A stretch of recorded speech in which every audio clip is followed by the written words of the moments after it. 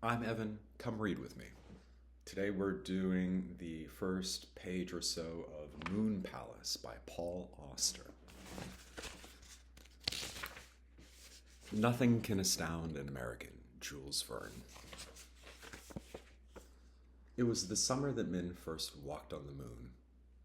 I was very young back then, but I did not believe there would ever be a future. I wanted to live dangerously, to push myself as far as I could go, and then see what happened to me when I got there. As it turned out, I nearly did not make it. Little by little, I saw my money dwindle to zero. I lost my apartment. I wound up living in the streets. If not for a girl named Kitty Wu, I probably would have starved to death.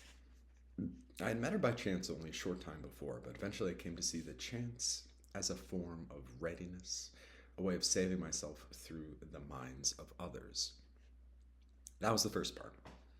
From then on, strange things happened to me. I took the job with the old man in the wheelchair. I found out who my father was. I walked across the desert from Utah to California. That was a long time ago, of course, but I remember those days well. I remember them as the beginning of my life. I came to New York in the fall of 1965. I was 18 years old then, and for the first 9 months I lived in a college dormitory. All out-of-town freshmen at Columbia were required to live on campus, but once the term was over, I moved into an apartment on West 112th Street.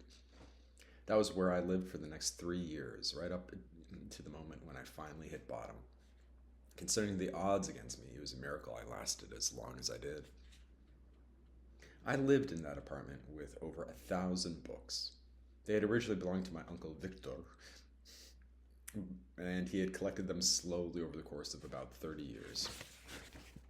Just before I went off to college, he impulsively offered them to me as a going-away present. I did my best to refuse, but Uncle Victor was a sentimental and generous man, and he would not let me turn him down. "I have no money to give you," he said, and not one word of advice. "Take the books to make me happy." I took the books, but for the next year and a half, I did not open any of the boxes they were stored in. My plan was to persuade my uncle to take the books back, and in the meantime, I did not want anything to happen to them. Thanks for reading with me.